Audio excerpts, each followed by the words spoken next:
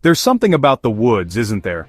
A feeling that washes over you the moment you step off the beaten path and under the canopy of leaves. The sounds of the city, of our busy lives, they all fade away. They're replaced by something else, something older, the rustle of leaves, the snap of a twig, the distant call of a bird. But sometimes, if you listen closely, you can almost hear a whisper, a story the forest wants to tell. These are places that hold secrets, tucked away in the shadows, far from prying eyes. They are the last true frontiers on our own planet, where the unknown still reigns supreme. For as long as we've told stories, we've told them about the forest. Home of fairy tales, setting for legends, backdrop for our deepest fears. We imagine what could be lurking just beyond our sight. And sometimes what they leave behind is more than just a forgotten piece of gear. It's a puzzle, a chilling mystery waiting for some unsuspecting hiker to stumble upon. The stories I'm about to share are just like that. These aren't tales of mythical beasts or ghostly apparitions. These are true accounts. Real discoveries made by everyday people who ventured into the wilderness and found something they couldn't explain. So gather close, imagine the crackle of a campfire. We're about to journey into the heart of that darkness. Our first story comes from a park ranger working deep within a sprawling national forest in the United States. It's a job that requires a deep familiarity with the land, knowing every trail. But one day, while exploring a section of the forest miles from any designated path, he found something that wasn't on any map. It was a staircase. Just a single, perfectly constructed staircase standing alone in the middle of a clearing.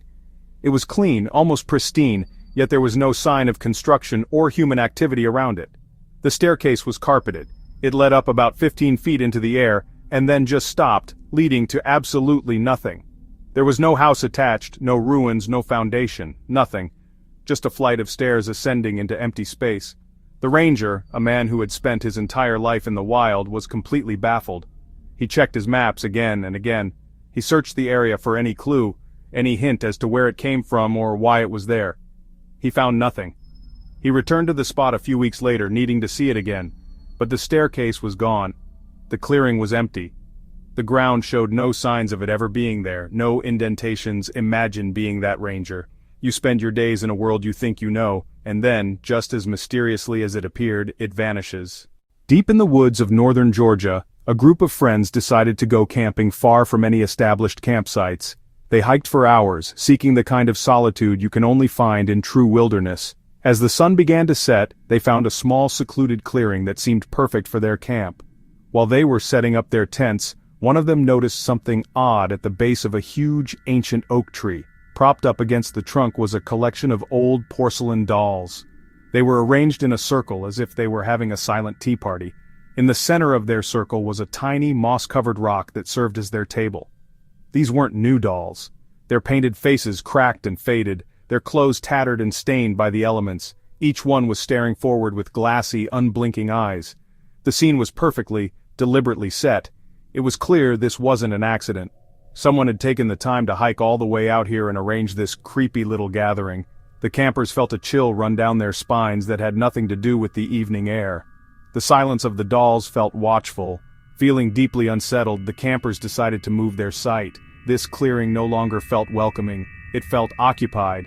They packed up their gear and hiked another half-mile away, hoping to put some distance between themselves and the strange discovery. But the image of the dolls lingered in their minds. Who would bring them all the way out here? The scene felt like a memorial, or perhaps something more sinister. This next discovery takes us to a dense forest in the Pacific Northwest, towering trees, perpetual dampness.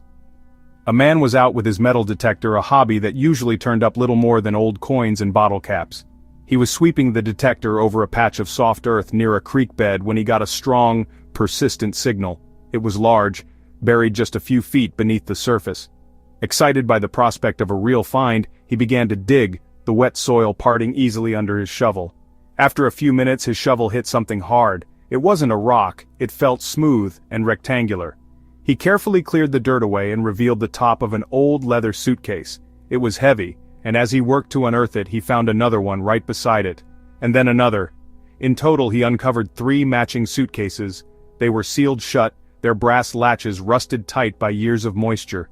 The weight of them, the secrecy of their burial, it all felt wrong. With a mix of excitement and dread, he managed to pry one of the suitcases open. The smell that hit him was awful. a smell of decay and chemicals. Inside, wrapped in plastic, was not treasure but a horrifying collection of dismembered doll parts. Hundreds of them. Plastic arms, plastic legs, vacant heads filled the entire suitcase. The other two suitcases were exactly the same. Someone had taken the time to carefully dismember countless dolls, pack them into suitcases, hike deep into the woods, and bury them. It was a bizarre and deeply disturbing act. What kind of person does that? The sheer effort involved speaks to a powerful obsession. Let's travel now to the thick woodlands of England, a place steeped in history and folklore. A hiker was navigating through a rarely visited part of a forest, a place where the undergrowth was thick when he saw something out of place, partially covered by moss and ferns. It was a large carved stone, and as he got closer and brushed away the leaves, he realized he was looking at a face. It was a giant stone head, about 3 feet tall, staring blankly into the forest. The craftsmanship was remarkable, but also, kind of unsettling. The features were simple but expressive, with hollow eyes that seemed to follow him as he moved. It didn't look like any known historical artifact from the region. It wasn't Roman, it wasn't Saxon, it wasn't anything he could recognize. Its style was unique, almost alien. There were no other stones like it nearby, no signs of a larger statue or building it might have come from. It was just this single, solitary head, resting on the forest floor as if it had fallen from the sky ages ago. In the early 2000s, a land surveyor was working in a remote area of the Appalachian Mountains. His job was to map out property lines in a rugged, heavily forested valley slated for development. While taking measurements deep in the woods, he stumbled upon a small, hidden cave, entrance obscured by rhododendron. His curiosity got the better of him. He squeezed inside. The cave was small, a single chamber. What he found made him freeze. Stacked against the far wall, metal film canisters, old, rusted, but sealed. They looked like they'd been there for a very, very long time. No campfire remains, no trash, nothing to suggest who had left them.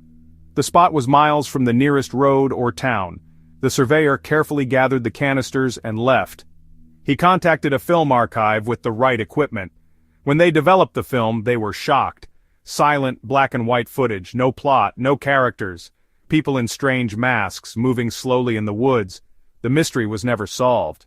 Who shot the film? Who were the masked people? What was its purpose?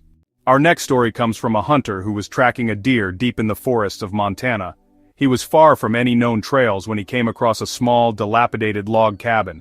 It was clearly abandoned, with the roof partially caved in. Most hunters would have just passed it by, but something about it seemed off.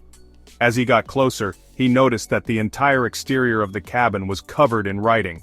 Every inch of the logs had been carved with words. They were frantic, desperate sentences etched into the wood with what looked like a knife or a sharp rock. The messages were a jumble of paranoid warnings and pleas. Don't look at the moon, it sees you. There were strange symbols and drawings depicting figures with unnaturally long limbs and eyes. It was a testament to someone's complete mental breakdown, a diary of fear carved into the walls of their prison.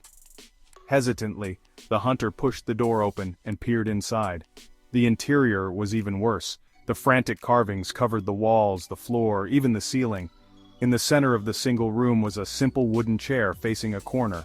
It was as if the person who lived here had spent their final days huddled in that chair, staring at the wall, consumed by whatever terror they believed was hunting them from outside. The air was thick with a sense of despair and madness. The hunter backed away slowly and left. Imagine the state of mind of the person who did that. Trapped in the wilderness, not by the elements, but by their own mind. In a quiet patch of woodland in the United Kingdom, a group of teenagers exploring off-trail made a truly baffling discovery. They pushed through a dense section of trees and emerged into a hidden clearing. And there, arranged in a perfect circle, were about a dozen cars. They were all from the 1970s and the 80s, covered in a thick layer of moss, rust and dirt. Trees were growing up through the cars, shrubs sprouted from interiors, roots and plants threaded through engine blocks. What was so strange was the arrangement. They weren't just dumped or crashed. They were parked neatly in a circle, all facing inwards. The cars were empty. There were no personal belongings inside. Local authorities were eventually notified, but the mystery only deepened. They ran the license plates that were still legible. It was a complete dead end. Who were these people? Why did they gather here in their cars in the middle of nowhere? Why do the woods hide these things? Why do they feel like the final resting place for so many of our world's loose ends and unsolved mysteries? I think it's because the forest is one of the few places left that operates on a different timescale than we do.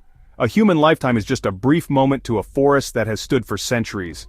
It's a place that can swallow evidence. It can cover tracks. It can hold a secret for decades, even centuries, until someone happens to wander off the path. The woods don't judge, they simply absorb. These stories haunt us because they tap into a very primal fear, the fear of the unknown, combined with the familiar, a staircase, a doll, a car. These are all things from our world. But when you find them in the deep woods, stripped of their context, they become alien. They become evidence of a story that's gone terribly wrong. Every one of these discoveries is a question with no answer. They are puzzles left behind by people we will never know, who were driven by motives we can only guess at. That's what makes them so terrifying. It's not about monsters with claws and fangs, it's about the unsettling realization that there are mysteries in our own world far stranger than any fiction. The people who buried those suitcases or carved those warnings were real. They walked the same earth we do. Their stories ended here, in the quiet, watchful silence of the trees. So the next time you find yourself walking in the woods, listen. Listen past the bird song and the wind in the leaves. You might just hear the whisper of a story waiting to be found. A story of something lost, something left behind. Because the most terrifying thing about the woods isn't what might be hiding there. How many more remain hidden, just waiting under a blanket of leaves?